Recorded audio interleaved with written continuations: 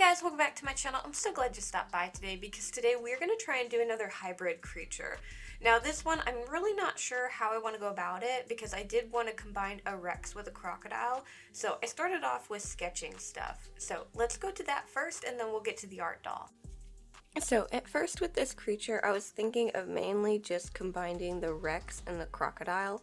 But while I was trying to sketch out an idea for it, it just didn't feel right. It felt like I was just drawing another dinosaur. I couldn't quite get the feel of both the crocodile and the Rex. So while I was messing around with this, I decided to kind of switch up the plan and go towards more of a swamp dragon. So I just kind of threw some wings on it. When we actually make the art doll, it's going to look a little bit different than this. This was just me kind of messing around trying to see what I wanted to do.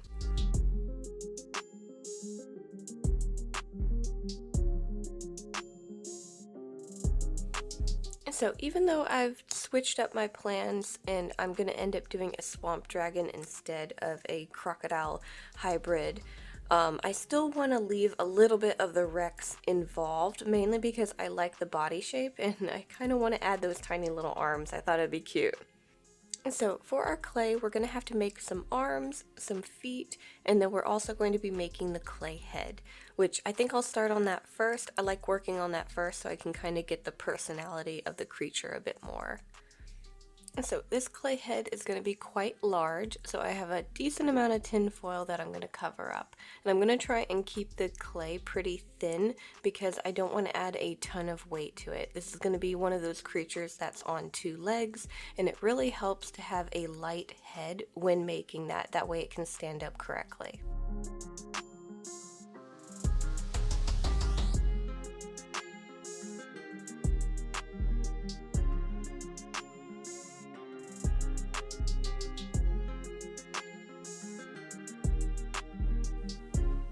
So I'm going to get my basic shape laid out. Obviously it's going to be very crocodile shaped, so kind of flat and wide. Once I have my basic shape laid out, I can start marking out where I want to add different parts of the face, like the eyes and the mouth and stuff like that. So the eyes that I'm going to use I've gotten from Nick's Creation, a shop on Etsy. I really like their eyes. I just have been diving more into making my own, and these worked really well currently because I don't have really small eyes that I've been making. I've been kind of focusing on making eyes closer to the 16mm size than these really tiny ones, which I think are closer to 12. Eventually, I do plan on making smaller eyes myself. I just haven't gotten the glass pieces for it or figured out the sizing for printing them yet. But anyways, I'm going to get these in place and then I'm going to take some really thin strips of clay and lay these out to make the eyelids. Use my tool to kind of blend everything together and adjust the expression of the eyes, and then I can move on to other features of the face.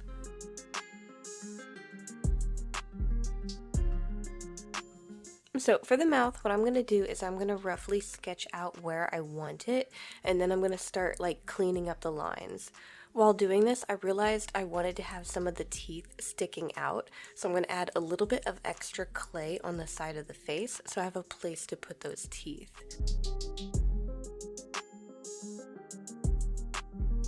So I'm going to get that all blended together, clean up, and then we can eventually add the teeth once I have everything else cleaned up.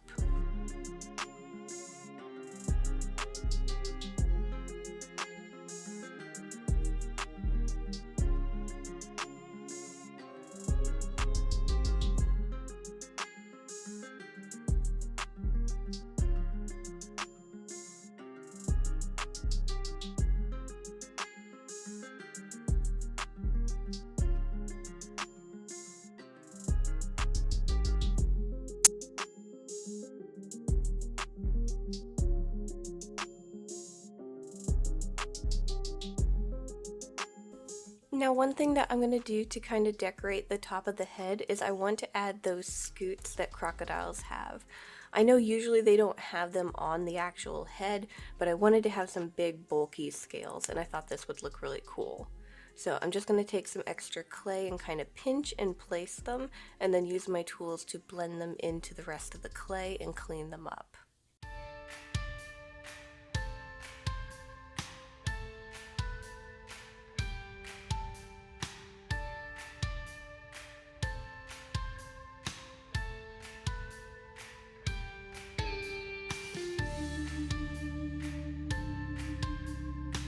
After that, the main thing that I need to focus on is adding texture to the face.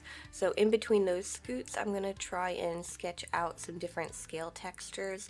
I'm going to throw some scales around the lip and just different things like that. I also want to add some wrinkles around the eyelids, mainly the bottom eyelids. So I'm going to use a tool for that and just keep messing around until I really like how everything is textured and it looks reptilian.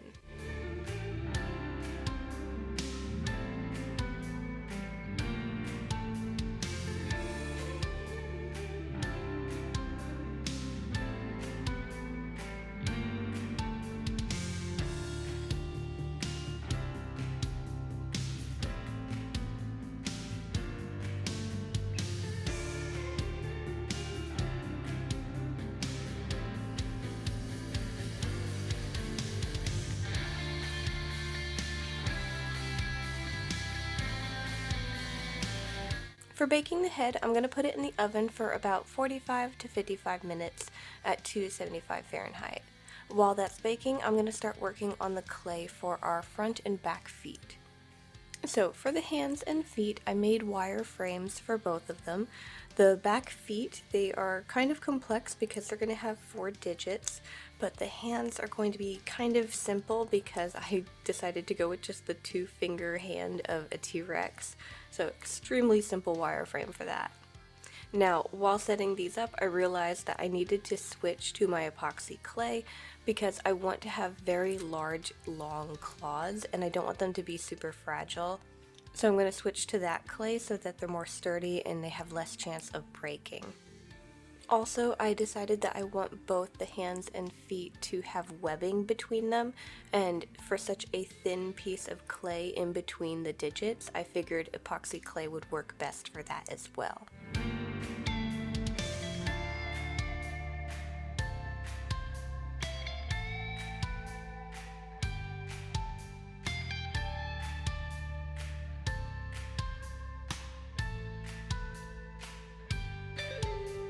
Now, because I'm switching to a clay that requires curing instead of baking, I will have to let these sit overnight before I can add any more clay to them.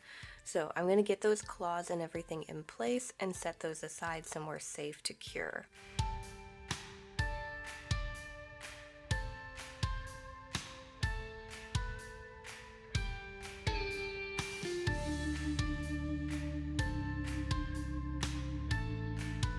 So once it's the next day, I can start adding more clay to our wire frames. I think I'm going to continue working on the hands first, and then we'll move on to the feet since they're so large. So first thing that I need to do is I need to get the rest of the wireframe covered up. So I'm going to take my clay and start covering up the rest of that frame and blending everything together, and then I can slowly start adding more clay to define the shape of the fingers. So I'm going to get the clay framed around the claws a little bit better, and then I can start adding extra clay to the bottoms of the hand to give it more of a padding. Throw in some texture on that, and then add some scale texture to the tops of the fingers. Nothing super detailed because they are pretty tiny.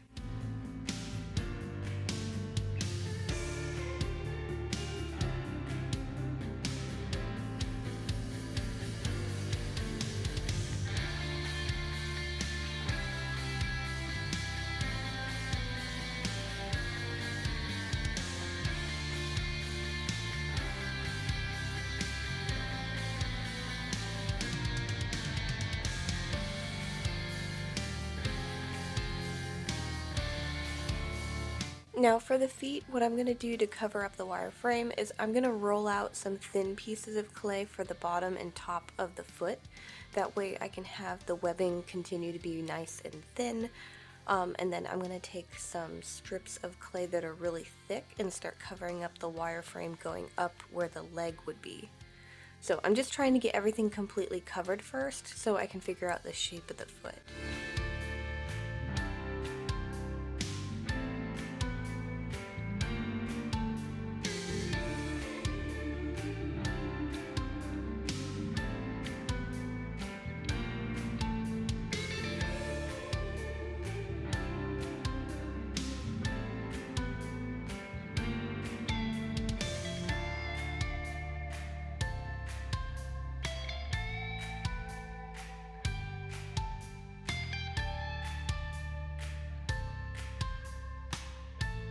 Once I have the basic shape of the foot figured out, I'm going to start adding some scales to the front of the toes and going up the leg. So I'm just going to take some strips of clay and start layering them going up the toes, and then for the larger ones on the foot itself, going up the leg, these ones are going to be a lot longer.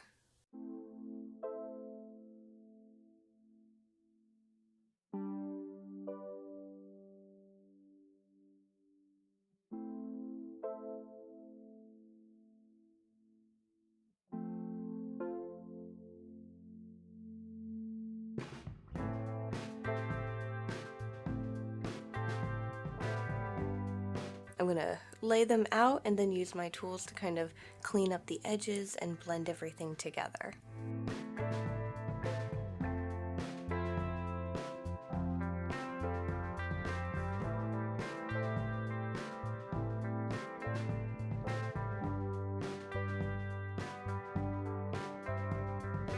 And then once I have my back feet completely done, I've got the texture and the scaling all where I like it, I'm going to put these and the hands in the oven for about 45 to 55 minutes at 275 Fahrenheit.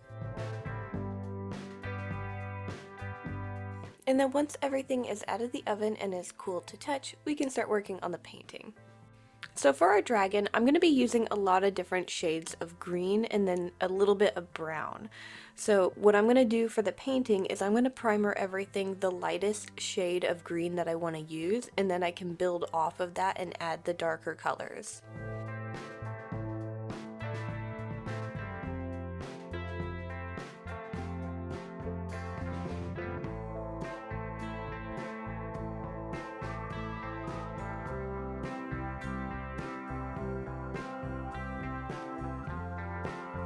With the face, I only ended up painting the very top with the lighter green, and I'm going to end up painting the rest with the darker green.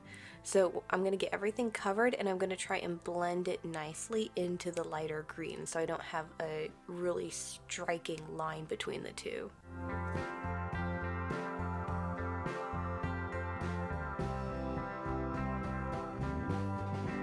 I'm then going to start adding some highlights to the darker section of the green, just kind of brightening it up a little bit around more raised up sections. And then I want to use that brighter color to go over those scale scoots that are on the top of the head.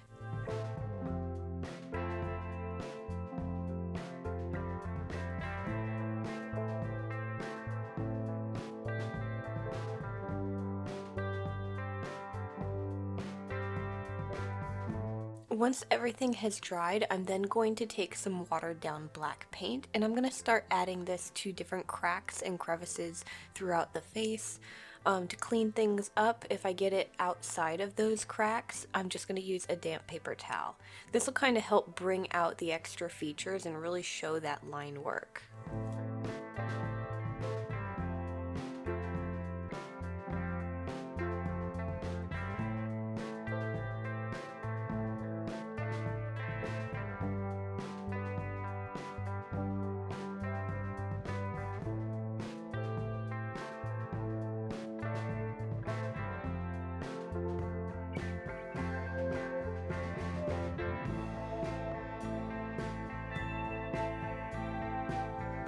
Lastly, I'm going to go over the teeth with a lighter color. I didn't want to go straight white, so I kind of went a little bit on the cream side. And then once I have that done, I'm going to clean off the paint that got on our glass eyes. So I'm just going to use a tool to lightly scrape that away.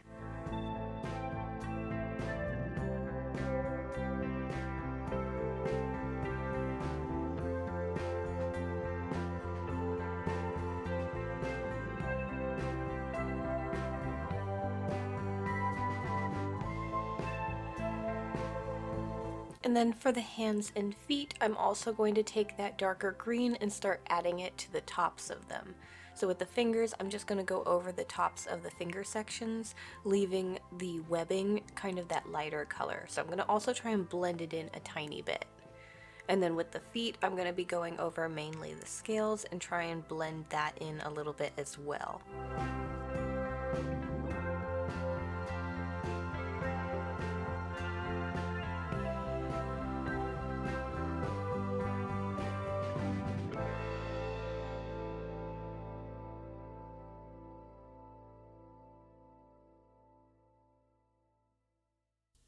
I'm going to add my highlights, and then I'm also going to be adding my shadows in between the cracks and crevices.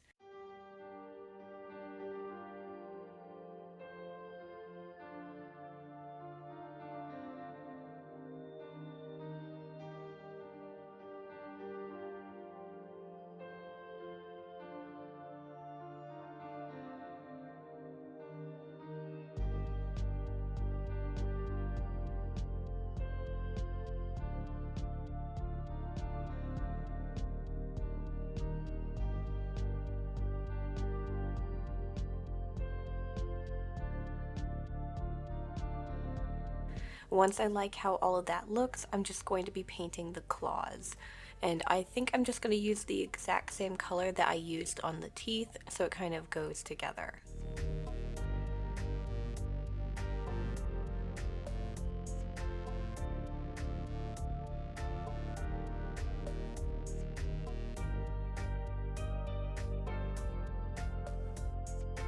Now all of my clay pieces are going to get a thin layer of resin painted over them to help protect the paint. While that cures overnight, I can start working on the sewing. And we have a lot of different things that I want to sew for this. So the pattern has so many pieces to it that I really can't lay everything out and show you at once. So I'm going to start with the main body, which you can see looks a lot like the Rex. It's got the little arms, the back legs, a back section, sides, and a section to go under the neck. And then for the back, I'm going to actually be having a lot of like spike, like scoots, similar to what we added to the top of the head, but a lot longer. So I'm going to be having these sewn into place going down the back. And then of course, because we are doing a dragon, I have a pair of wings. So for the sides of the body, I ended up not having a lot of this particular green, but I wanted a lot of it, so I had to put it together in two separate sections. So the neck and the main body I need to sew together. Once I have that sewn together, I'm going to take the two side pieces and the piece that's going to be the underside of the neck, and we're going to sew all of these together, connecting the belly section of the body. I'm going to be leaving the back open to do that one decorative piece that we'll get to later.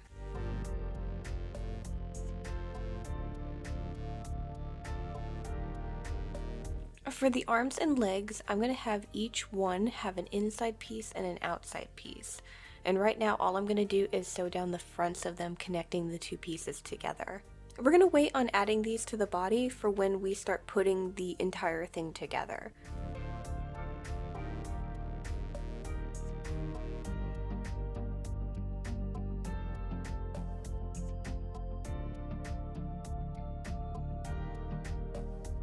For the spikes going down the back of our dragon, I'm going to have 3 rows. I'm going to have a middle section that gets a little bit larger at the end of the tail, and then I'm going to have 2 side rows that are going to get kind of longer spikes as you get to the middle of the body, and then they get smaller on each end. So I have these drawn out on the fabric. I've got 2 layers pinned together, and I'm just going to follow all of these lines with my sewing machine. Once I have the spikes sewn, I can cut off the excess fabric and start flipping them right side out.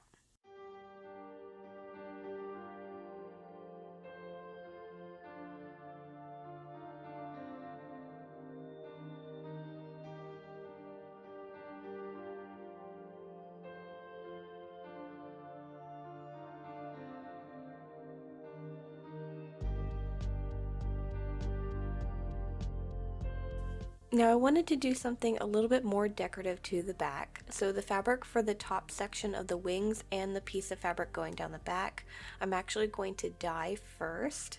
I'm going to add some green onto it, and then once that's dried, I also want to add some of the lighter green that we're going to be using. Kind of make some markings going down the back and kind of just add a little bit more characteristic than just having one solid color for now. So I'm going to get that sewn so we have all the markings in place, and then I can take our back fabric and start sewing our spikes to it. To do this, I'm going to start with the middle one first. I'm going to cut the fabric for the back in half pretty much, and I'm going to start stitching that closed with the spikes in place.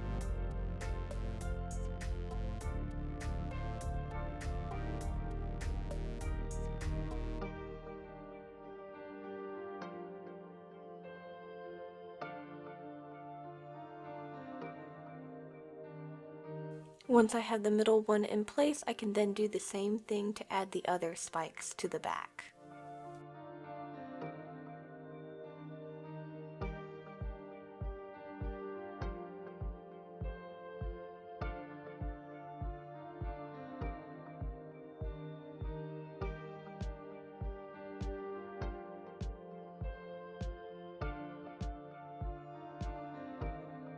Now for the wings, the fabric that we dyed and added those markings to, those are going to be the back section, and then the under section is going to be a lighter green. So I'm going to get these pinned together and I'm going to sew the wings going all the way around.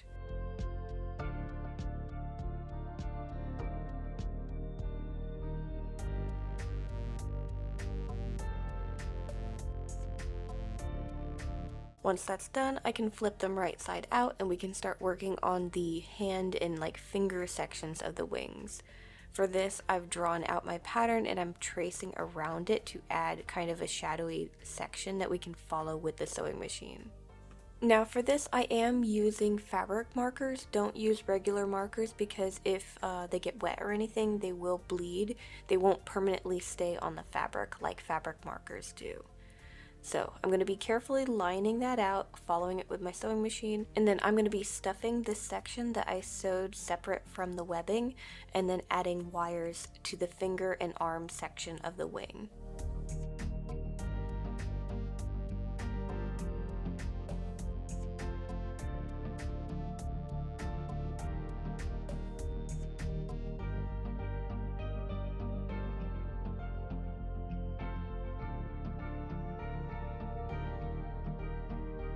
At this point, we are pretty much ready to start putting everything together. We have all the parts, and I even made a wireframe ahead of time to put everything on. So the first thing that we're going to be adding to our wireframe is going to be the wings. The wings have their own wireframe, and we're just going to be combining the two. So I'm going to take a thinner gauge and just wrap these together. Once I have the wings in place, I'm then going to take our clay head and add it to the end of the wire for the neck. So I have a hole in the back of the head I'm going to fill with hot glue and just push that wire right in place. Once that has dried, I can then take the fabric for the body and start gluing it around the base of the head.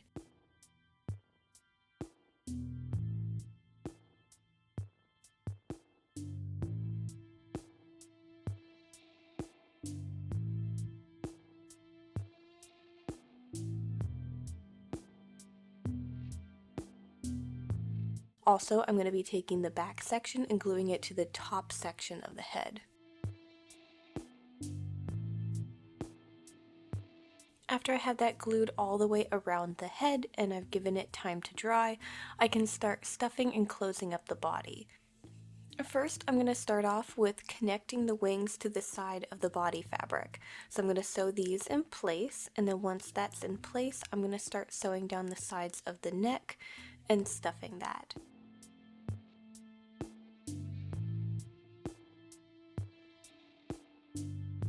When I get back to where the wings are, I'm going to continue sewing the back section of the creature in place on the wings.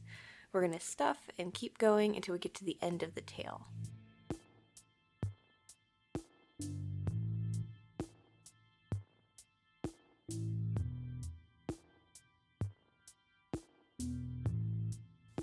Once the body itself is stuffed and closed up, I can then start adding the arms and legs.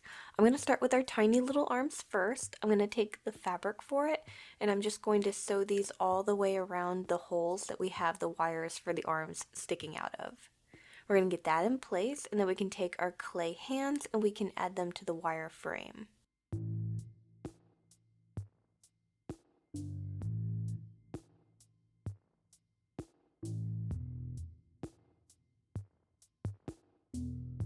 Once those are added to the wire frame, we can take the fabric and glue it around the bases of our clay pieces, and then stuff and close up our little arms.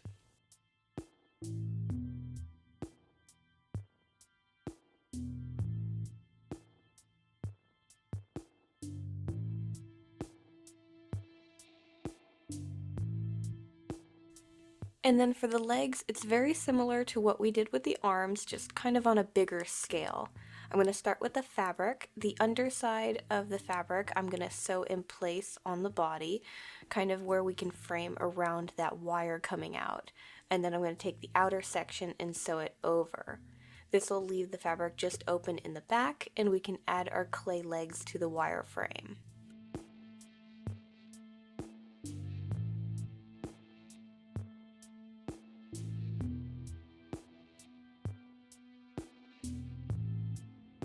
Once we have those added to the wire frame, we can glue the fabric around the bases of them, stuff and close up the legs.